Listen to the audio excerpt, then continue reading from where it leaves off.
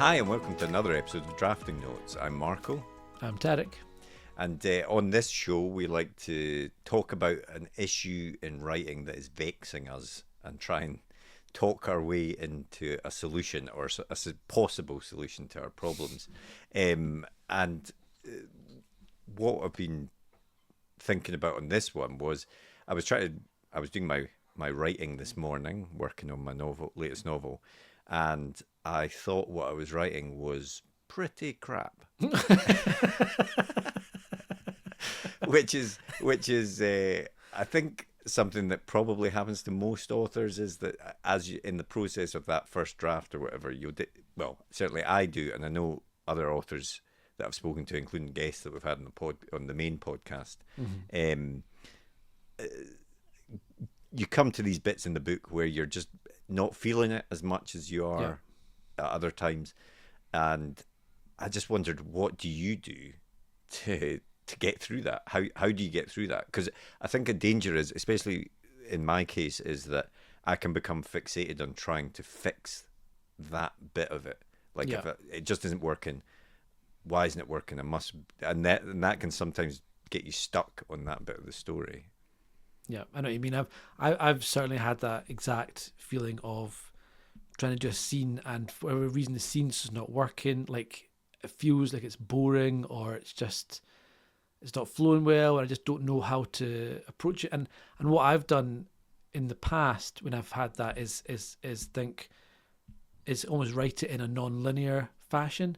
So rather than like starting the scene at the start of the scene and then running it through, I've almost thought like, well, okay, I'm going to jump forward and then have him thinking back about that scene or something, or just break it up and approach the scene in a kind of different way that is just a bit more maybe interesting or a bit different, or because I don't know if it's because my brain is a bit bored, and I feel if I feel bored, is that going to come through in the writing? Will it read bored? Will people read it later on? Yeah, that's what I get stressed about.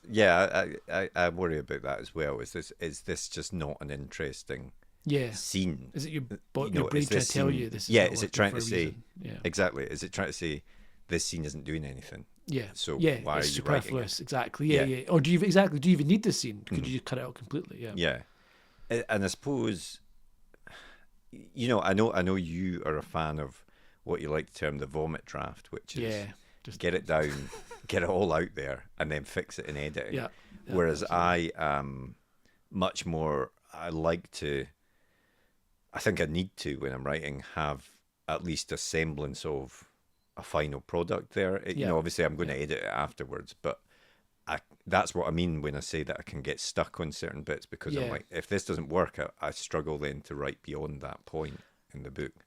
No, I know what you mean, and I find even with a vomit draft, I find if I'm doing something like that and it's not, and I'm stuck in it, even and I kind of just get the shit on the page and just move on, if I'm still stuck, I do take that as a sign that there's a reason why it's not flowing, and it probably is because I'm not meant to be writing the scene like this. Although I will say, there's definitely been times where I remember writing a scene with it was just like a conversation in a bar or something, and for whatever reason I couldn't get it to work. It wasn't feeling it. I was getting like, a paragraph delete it. It couldn't work out where to start the scene, who was going to be in it, how they were going to talk, etc.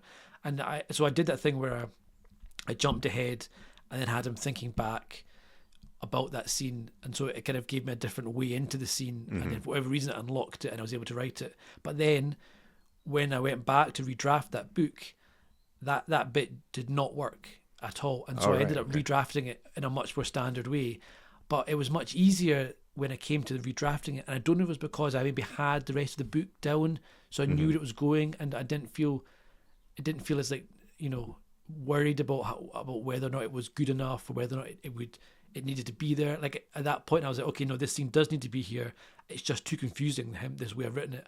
I need to write it more simply and straightforward, but I know exactly what has to be in it now, and that helped me. So I think sometimes when I don't know exactly where I'm going with something, I also struggle with it as well, if that makes sense. Yeah, I think that's right. I think what you're saying there about once the whole thing is there, you can more easily see the sort of pillars that are holding the story up. Exactly. That's And exactly it, yeah. so I think you can more easily, and that's part of the editing process, isn't it? It's like, well, these scenes are what I need, and this scene actually doesn't need to do what I thought it needed to do now.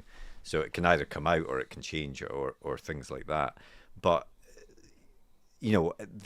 that's maybe a topic for another episode in terms of the actual editing process. I think it probably it's is. more. Well, what kind of scene is it that you're working on right now? What is, so is it, like a talky scene or a? Yeah, it was a bit of a talky scene, and actually, I know some writers don't like dialogue, but I quite like dialogue. I think normally I can write quite a good conversation that sounds quite real without being overly naturalistic. Yeah, that kind of like exactly a real kind of dialogue.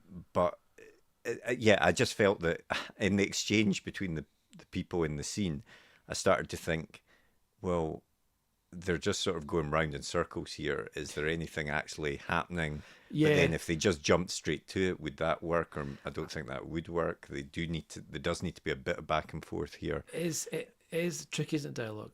Yeah, it can be, definitely. So, I wondered, like, we've had some guests on. I'm thinking most recently of, I think it was Barnaby Walter, and then further back, people like Jeff Vandermeer and stuff that say that they sometimes will just write out of order. So they'll just write the scene that they want to write, and then they sort of jigsaw it together at the end. Now, I think doing that to the extreme is crazy, but I do wonder, it's a bit like what you're saying in a way, that you're just jumping ahead and getting the flow going there, and then maybe that helps you fix where you are just now. It's funny because I often say to myself, I don't think I could ever write out of order in the sense that I need to know where I've been or how I've got to a scene to know where it's going to go or the tone of it, etc. But I think you're right. I think that maybe it's almost a bit of a cheat the way I kind of look at it sometimes, in terms of I'll jump ahead and then have them thinking back to the scene that I was trying to write, and I'll write it via the back door almost. And I suppose it is a sense of jumping ahead, and because I think there's something about it feels like a mental wall, and I feel like, well, I can't push through it, so I'll sneak around it, and then I'll look back over the top, and that's how I'll get past it. That was pretty good analogy. I just came up with that on the fly. I'm pretty pleased with it. Pretty impressed with it. Yeah, and it's funny what you say about dialogue and how difficult that can be sometimes, and whether or not what are they just talking about stuff around things. I remember an interview with Damon Lindelof about Lost, and he was saying that it must have been during the run of it, and it was, people were always like, why don't they talk about this crazy stuff that happens? Why do they reference the things that are happening?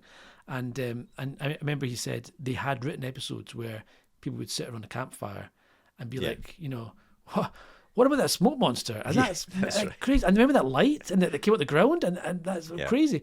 And he was like, and it never worked because, like, it just, for whatever reason, people talking about the mysteries was just boring or it didn't lead anywhere. Well, I think with that especially, you've got.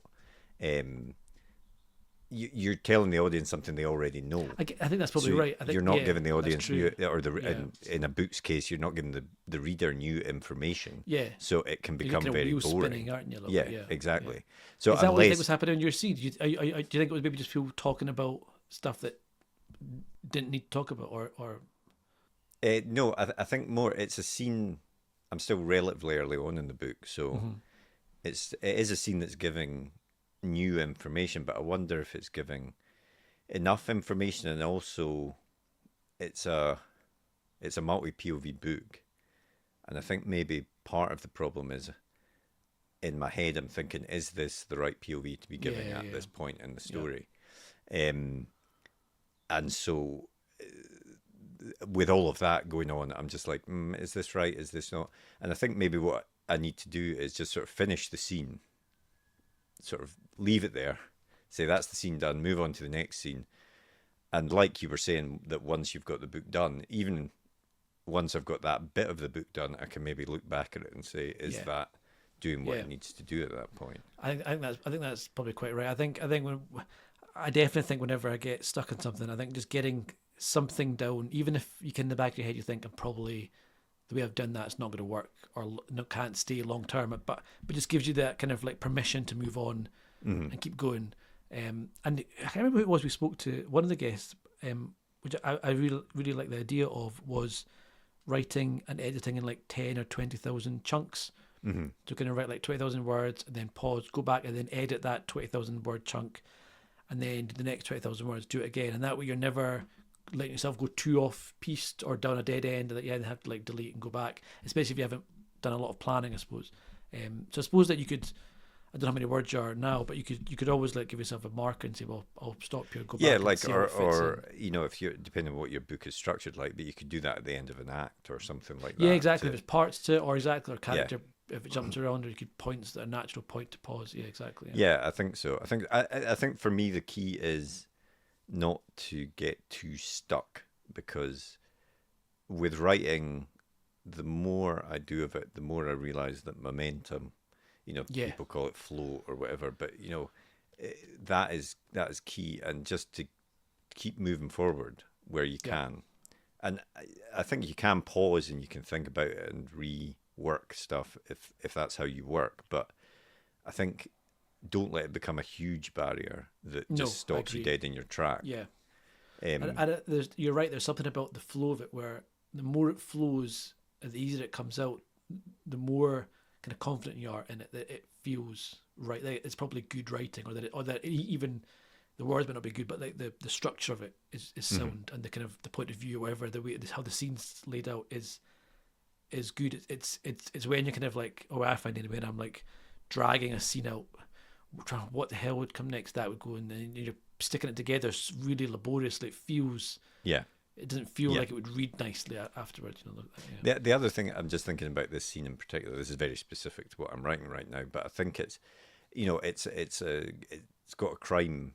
There's a strong crime element to the book, so there's a question of trying to find clues and put the clues in that will lead the reader and the main characters to the necessary conclusion. And I'm putting in clues that I hadn't thought of in the scene. Okay. And I think maybe what I'm doing as well is thinking, should I be doing this? Is this going to work Yeah. out Yeah. later on in the book? But I think when you're doing something like that, you just have to like almost I think there might be something to be said for putting too many clues in that you can then cut out later on if they Yeah, I don't all totally agree fit with together that, as yeah. neatly as you I think want. it's definitely easier to cut things out than it is to retrospectively add stuff back in, especially when it's like red herring stuff or whatever, or breadcrumbs that you leave the things. Yeah, put too much in, and then if you get 3/4 through and think, actually, I don't need that chicken leg that someone found because Yeah.